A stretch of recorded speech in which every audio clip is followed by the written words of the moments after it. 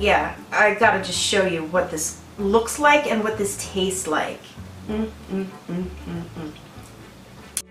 Okay, so although I'm not using real candy corns in this recipe, I am, however, using real corn. After all, corn is nature's candy, right? Now, for some reason, I didn't display the ingredients this time, but all links are below to go grab the recipe. It's very simple to make, so check out the first layer for the vanilla cheesecake. You will combine the soy milk, agar, sugar together in a sauce pot, and then just bring that up to a boil. Make sure that you boil it out for about 30 seconds, and then in a food processor, combine the vegan cream cheese, lactic acid, or apple cider vinegar if you don't have that, vanilla extract, and then add that hot milk mixture. Process it smooth, and that's it. Now, I know I said this was a no-bake cheesecake recipe, however, I decided to use my white chocolate cake as a base for these little desserts, but it's not 100% necessary. You can make this with no base at all. And as you see here, I am using my 3-inch molds, compliments of the Home Depot. Oh my god, how dare you!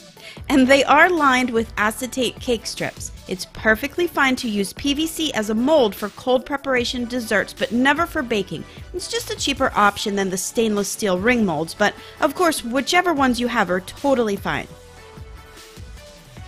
I do have my stainless steel 5-inch ring mold here because I did want to show you another variation on this as well. So just pipe that cheesecake into the molds and then get it into the refrigerator or the freezer to set. And it really doesn't take long to set, so you can get to the second layer right away. It's the same idea and same recipe with just a few more ingredients for the pumpkin layer.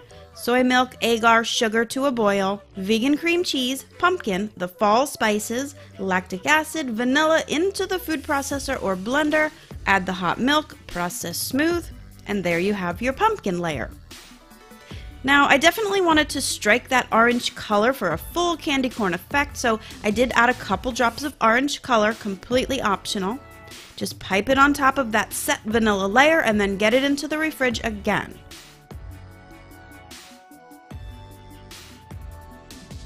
Now to repeat with the corn layer. Same process, a few different ingredients again.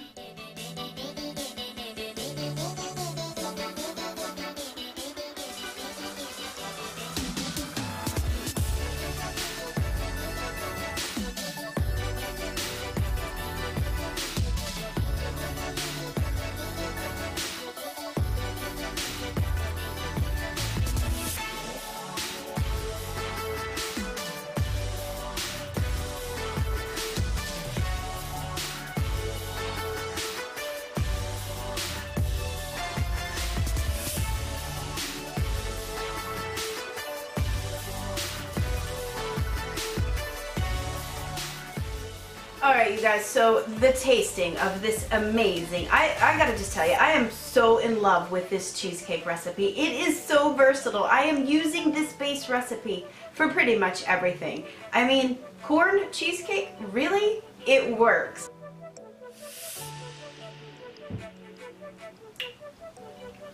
Okay, so the pumpkin is definitely the overpowering flavor in this when you do taste it all in one bite like that.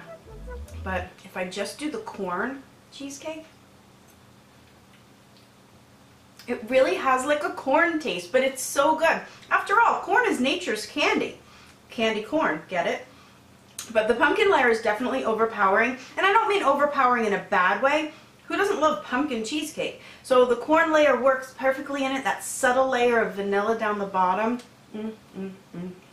Okay, but what I also did want to show you, and why I made that other separate one, that was like a, I think that was a 6-inch ring mold or a 5-inch one, but I'll link to everything below this video to show you that you can make it actually just bigger. It didn't have to be the individual ones. You could make it all into one, or do what I did and make it into the 5-inch ring mold, but then cut them into individual, almost like mini pastry type pieces like this. And this reminds me so much. Here, let me show you. This style reminds me so much of when I would do parties, like wedding parties, when I owned my bakery. In addition to the wedding cake, you might want to do like a Viennese table, right? What a perfect little unique new twist on miniature pastry, right? So each one is served in their own little paper. It's definitely a finger food size.